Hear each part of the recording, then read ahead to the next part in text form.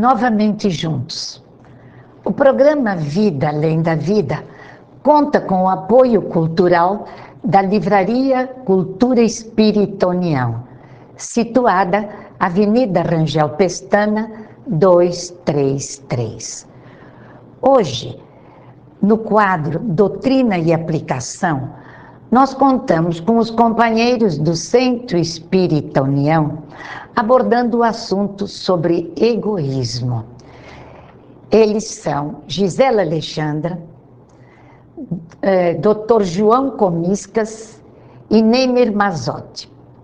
Egoísmo realmente é tão difícil dentro das criaturas, numa sociedade competitiva como nós temos hoje, que quanto mais o homem se acultura, parece que mais egoísta ele se torna.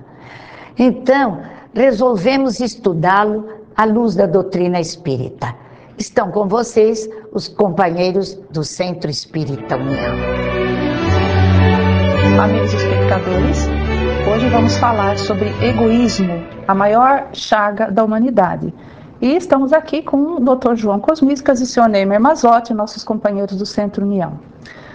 Sr. Neymer, por que os espíritos, a espiritualidade maior, Allan Kardec, enfim, toda a literatura espírita nos coloca que o egoísmo é a maior chaga da humanidade?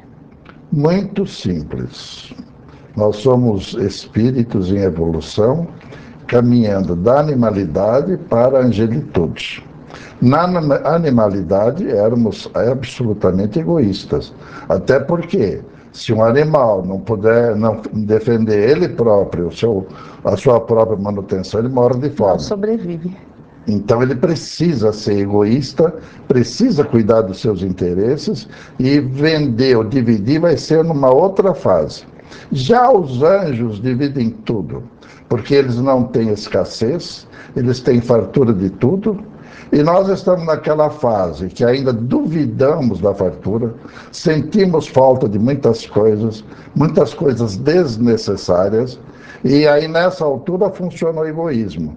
E nós sabemos, quando sabemos, que no futuro nós seremos mais altruístas, nós pensaremos menos em nós, não porque nós não sejamos melhores até, simplesmente porque nós sabemos, nós acreditamos, nós temos certeza de que nada nos faltará. Porque essa afirmativa de Jesus não está sendo consistente para o nosso entendimento. A gente fala, repete, mas fica pensando, mas pode não ser, se eu não me virar, eu vou sentir fome, eu vou sentir falta.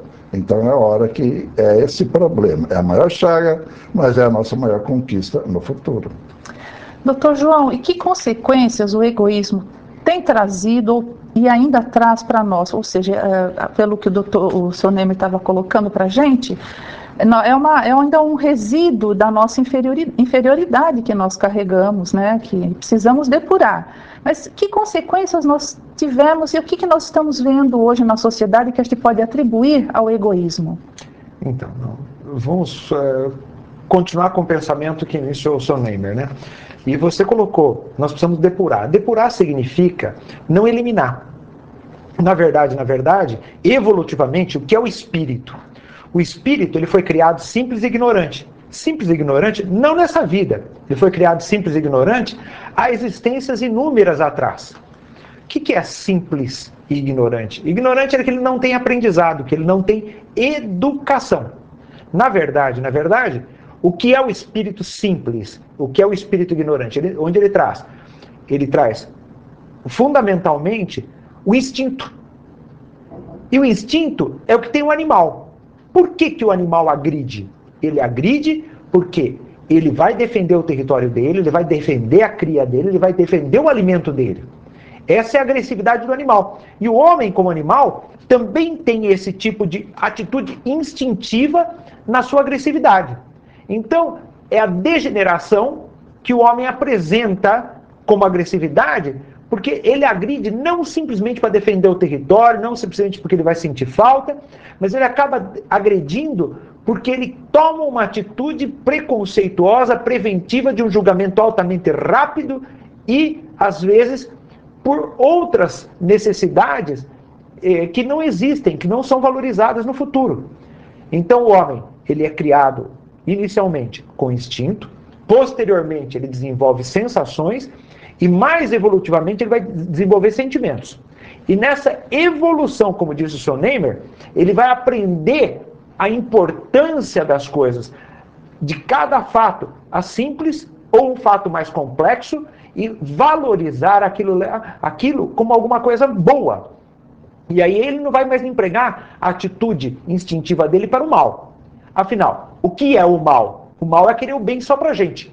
E o que é o querer o bem só pra gente? É o egoísmo. É o egoísmo. Agora, tem uma situação que é extremamente interessante, que é a moderna psicologia colocando as pessoas para observar o egoísmo não como uma coisa ruim. Como disse o Sr. Neymer, o egoísmo é alguma coisa que estimula o sujeito a desenvolver, mas desde que ele não prejudique a outra pessoa.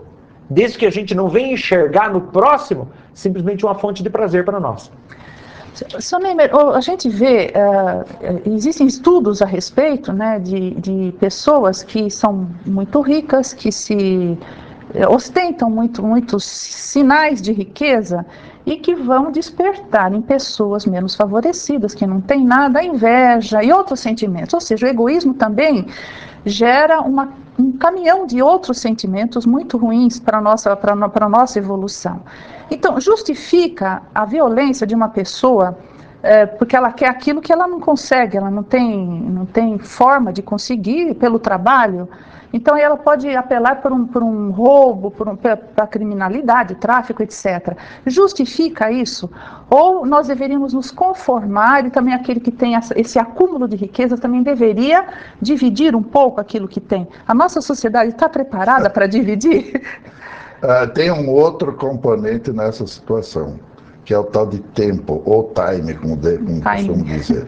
Então, por exemplo, se eu tenho capacidade de conquistar uma coisa, eu posso ir conquistando.